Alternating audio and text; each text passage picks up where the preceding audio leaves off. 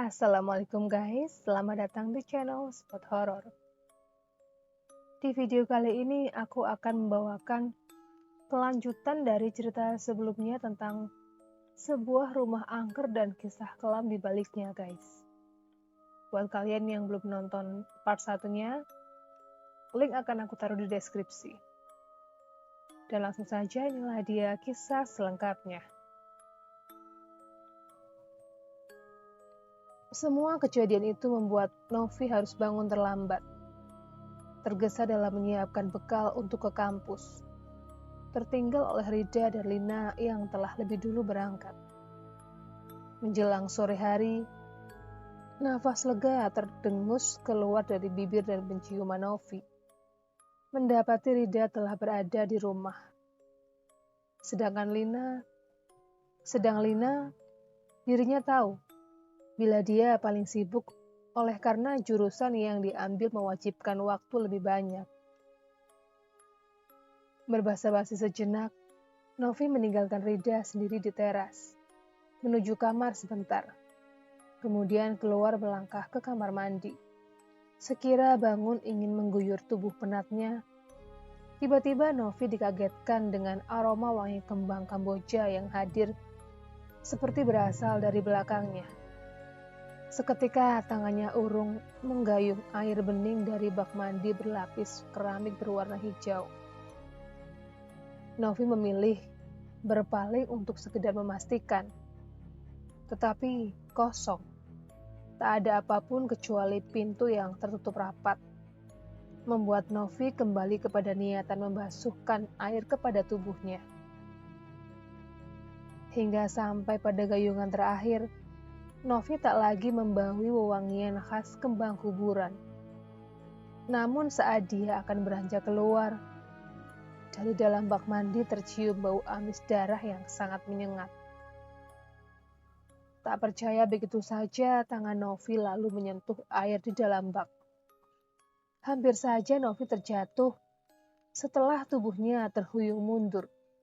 Manakala tak hanya berbau amis darah saja air yang baru dia gunakan membersihkan tubuhnya, tetapi juga berubah kental, seperti berlendir. Tak ingin lebih jauh merasakan ketakutan, Novi buru-buru keluar dan berlari menuju kamar. Rida yang saat itu tengah mengutak-atik alat komunikasinya, dia sempat terheran melihat raut pucat Novi sekembalinya dari kamar mandi. Tetapi tak lama dia pun tertawa mendengar Novi menceritakan apa yang baru saja dia alami. Dari kecil sampai sebesar ini, aku tahu setan ya di film, Nov. Makanya aku yakin adanya setan, demit itu ya buatan manusia. Halu film horor ya kamu, Nov. Ujar Rida masih dengan senyum ledekan. Novi mendengar itu hanya menggelengkan kepala. Bukan mengiyakan ucapan tentang dirinya halu oleh film horor. Namun tak menyangka tingkat ketidakpercayaan Rida sampai sebegitunya. Moga-moga saja di rumah inilah kamu dan Lina akan melihat, menjadikan kalian percaya dengan yang namanya makhluk gaib, sahut Novi sedikit ketus. Kali ini Rida yang ganti menggeleng dengan dibarengi sunggingan sinis. Tapi gelengannya bukan menolak ucapan mengandung unsur doa, melainkan masih berupa ejekan dan ledekan. Setelah itu keduanya pun saling diam. Rida kembali sibuk dengan laptopnya. Sedangkan Novi memilih duduk menyudut di kasur tanpa ranjang. Puluhan menit suasana hening menyelimuti rumah dengan posisi pintu tepat menghadap pertigaan jalan. Meski di dalam terdapat Novi dan Rida, namun keduanya masih terus saling berdiam diri. Hingga alunan tarhim terdengar sebagai isyarat akan masuknya waktu maghrib. Novi bergegas bangun untuk menghidupkan lampu. Setiba menjejak di lantai ruang keluarga, Novi langsung merasakan sapuan angin sangat dingin hingga menembus kaos lemes yang dia gunakan. Tak begitu dia hiraukan, walau mengusik rasa kaget. Novi tetap mendekati tempat saklar menempel. Belum sempat ujung jarinya memencet, bola mata Novi lebih dulu terarah pada satu bayangan sesosok lelaki berperut buncit penuh dengan bercakan darah, sedang berdiri di sudut luar kamar yang terkunci gembok.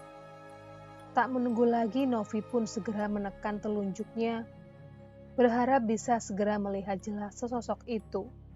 Tapi aneh, saklar yang menjadi penyambung lampu seakan tak berfungsi meski telah tertekan seperti biasa.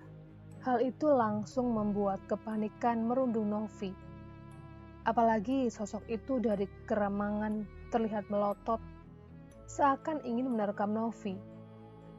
Tak kuasa lagi, Novi pun menjerit, mengejutkan Rida yang langsung datang menghampiri. "Ada apa, Nov?" tanya Rida agak ketus. Bibir Novi bergetar tak sanggup menjawab. Hanya tangannya mengulur, menunjuk ke arah tempat dirinya melihat sosok lelaki tak berbaju, menyembulkan perut buncit penuh lumuran darah. "Apa? Tidak ada apa-apa, Nov." Kembali, dengan sengit, Rida berucap setelah matanya menuruti arah yang ditunjuk Novi. Namun tak menemukan apapun. Novi yang menunduk perlahan mengangkat wajahnya, menatap lurus ruang kosong yang semakin bertambah gelap. Klek. Seketika seluruh pandangan menjadi terang setelah Rida berinisiatif menekan saklar lampu. Semua terlihat biasa, tertata seperti semula. Rida yang merasa kesal, kemudian membalikkan tubuh dan melangkah sambil terus mengeluarkan runtukan gerutu. Tetapi ketika melewati tubuh Novi yang masih mematung, lengannya tercengkram kuat oleh jari-jari Novi hingga menahan kepergiannya. "Apalagi, Nov?" seru Rida dipenuhi kejengkelan.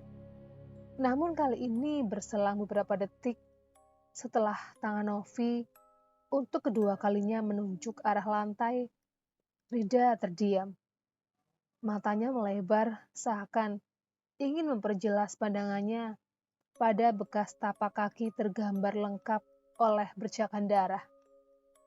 "Itu, Dak, itu apa?" seru Novi mulai terisak. Rida sendiri masih mematung antara percaya dan tak percaya. Wajahnya masih terlihat datar, dengan tatapan menyirat penasaran. Berniat membuktikan, Rida melengos cengkraman tangan Novi untuk mendekati jejak kaki itu lebih dekat. Tubuhnya kemudian merunduk, berjongkok, mengamati tapakan berlumur darah yang masih tercium bau amis. Hal itu pun membuatnya merasai dingin yang datang tiba-tiba menyerang sekujur tubuhnya. Sebelum akhirnya, dia kembali bangkit dengan raut wajah menggurat sesuatu yang tak bisa ditebak. "Percaya sekarang, Dak." Diam.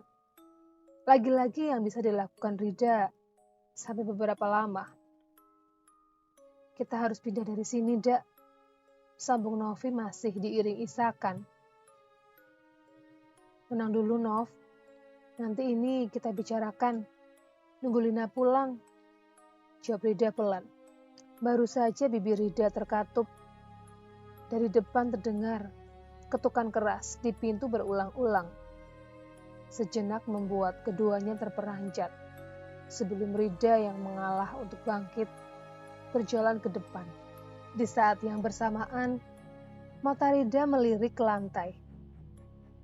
Dan lantai terlihat bersih. Tak ada lagi jejak kaki, tak ada lagi aroma amis. Klek. Terbukanya pintu memunculkan kerutan pada dahi Rida. Mendapati sesosok lelaki berdiri dengan posisi membelakangi, sedikit membungkuk. "Maaf, siapa ya, Pak?" tanya Rida pelan. Sosok itu perlahan menegakkan tubuhnya, kemudian berpaling, membuat Rida tersurut mundur melangkah, menyadari keanehan pada lelaki yang hanya berjarak 3 langkah dengannya. "Ada perlu apa, Pak?" matanya Rida kembali. Lelaki itu masih saja terdiam. Namun bola matanya yang belum ke bawah kemudian terangkat menatap lekat kepada Rida. "Pak, Bapak ini siapa? Dan mau apa?"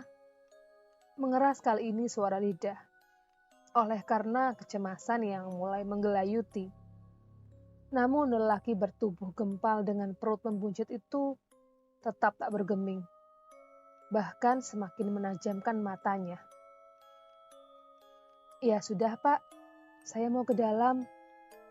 Rida yang sudah terbauri antara cemas, takut dan jengkel, secara halus berucap mengusir serta berniat menutup pintu.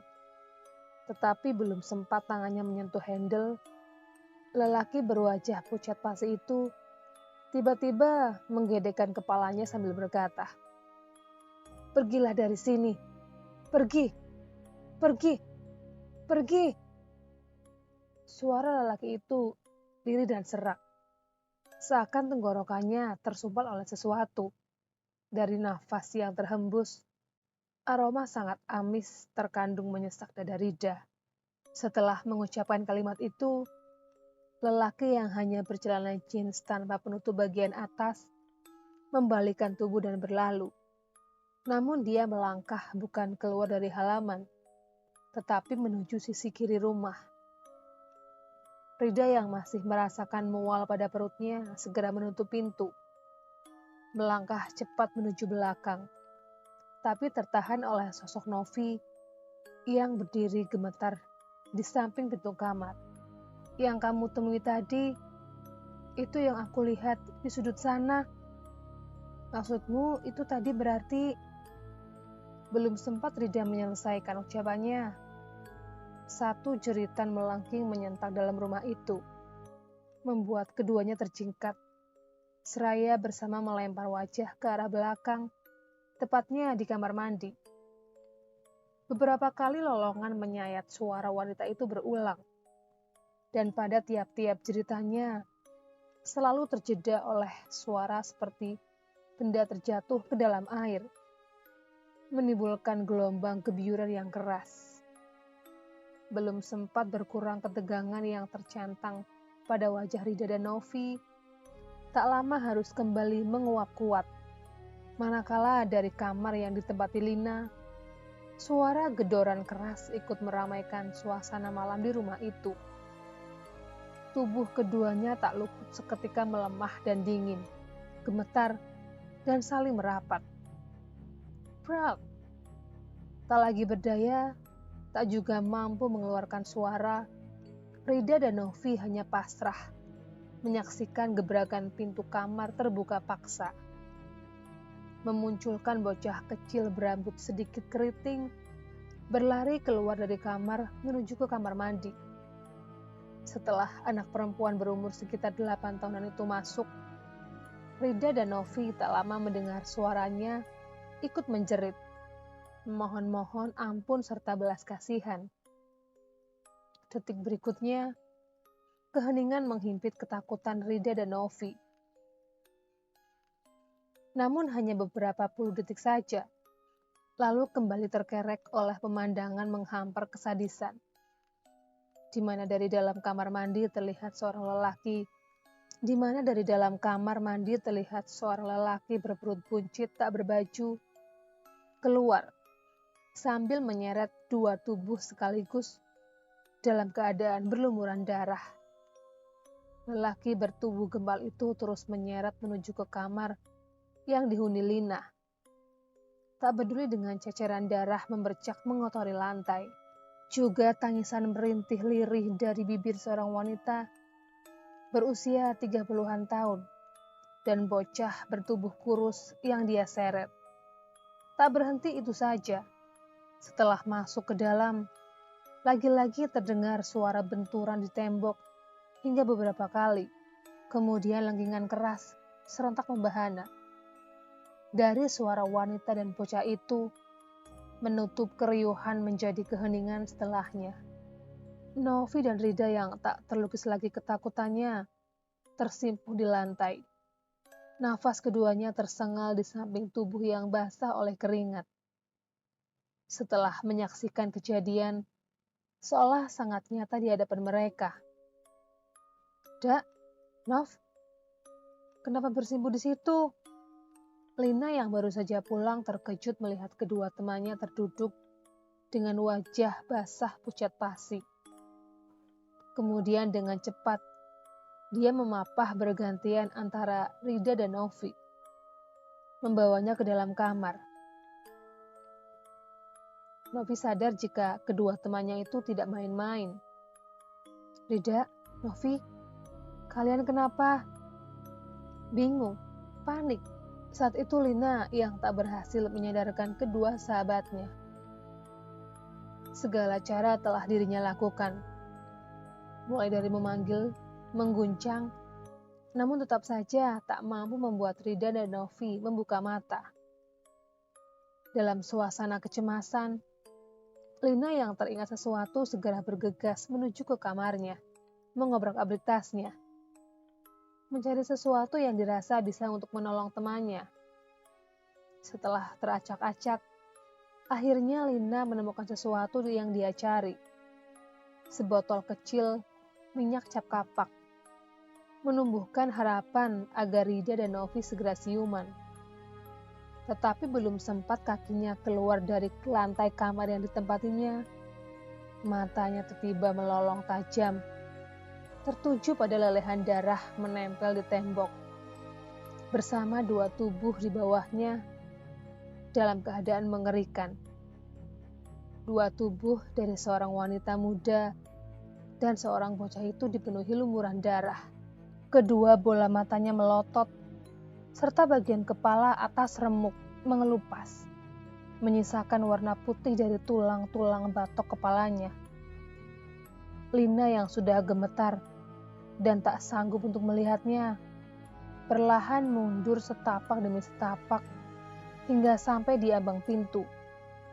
Kemudian dia membalikkan badan. Namun belum sempat kakinya melangkah tepat di depannya, berjarak sejengkal saja dari wajahnya, sepasang kaki membiru menghalang. Sebelum menerobos juntayan dua kaki menggantung, sebentar Lina mendongak menatap pelan sampai ke ujung atas. Lina mendapati seraut wajah lelaki menjulurkan lidahnya. Lototan bola mata dari lelaki yang tergantung dengan seutas tali tambang seperti tepat menyeret ke arah Lina, membuat tubuhnya goyah, terhuyung namun tak sampai roboh. Merangkak pelan, Lina akhirnya sampai di kamar tempat Novi dan Rida terbaring. Selanjutnya dengan sisa tenaga dan keberanian, Lina naik mengoleskan minyak yang dia genggam. Tangisan berisak dalam cekaman ketakutan meriuhkan kamar paling depan, di mana setelah tersadar, Rida dan Novi saling berpelukan satu sama lain. Kondisi ketiganya saat itu benar-benar lemah. Tak lagi mampu untuk sekedar menyahuti seruan memanggil beberapa suara yang berasal dari arah teras depan. 1 menitan, suasana terjeda kesunyian. Hanya suara langkah-langkah kaki berseliweran yang terdengar, seperti tengah mengitari seluruh bagian luar rumah. Berselang 5 tarikan nafas, suasana kembali riuh, berasal dari gedoran beruntun di pintu depan, seperti ingin membuka paksa. Namun kali ini mendengar gedoran disertai teriakan, justru membuat wajah ketiga gadis ayu berubah penuh harapan. Oleh karena keramaian dari luar, mereka yakini dari para warga setempat, bukan dari para penghuni alam lain. Setitik harapan itu akhirnya menguatkan mereka untuk bersama bangkit, keluar dari kamar dengan tertatih. Lalu berubah raungan keras, luapan terlepasnya mereka dari ketakutan. Saat puluhan orang memapah keluar dari dalam rumah, menuju ke sebuah rumah milik salah seorang warga. "Alhamdulillah, selamat semua kalian, Dok," ucap seorang wanita berhijab kurung, memanjatkan rasa syukur melihat Novi, Rida dan Lina berangsur membaik setelah meneguk masing-masing segelas air putih yang dia berikan. Kok bisa begini? Ini bagaimana Tonduk ceritanya? Ujar seorang lelaki sedikit sepuh, berkopiah hitam, dengan setelan baju koko dan sarung bergaris pinggir. Ketiganya sebentar terdiam mengatur nafas, sebelum Rida yang awal mendapatkan tempat itu menegakkan tubuh untuk menceritakan semuanya. Anggukan dan beberapa kali gelengan kepala dari beberapa orang yang ada di ruangan itu menyambut jalan cerita yang diungkap Rida. Rata-rata mereka terlihat bergidik ngeri, kecuali dua lelaki yang berpakaian kontras. Kamu itu ibarat ilmu Jawanya terkena sihir mengurung sukma. Karena Mbah Bari itu sudah meninggal beberapa tahun yang lalu, ujar lelaki tua berkain batik panjang. Dulu itu, tanah yang didirikan rumah sekarang sebenarnya pekarangan biasa. Tapi setelah terjadi kerusuhan besar tahun 90-an, tanah itu jadi angker karena banyak orang meninggal dikubur di situ tanpa disucikan. Pemilik pertama itu aslinya orang tanah seberang yang waktu itu diributkan keberadaannya.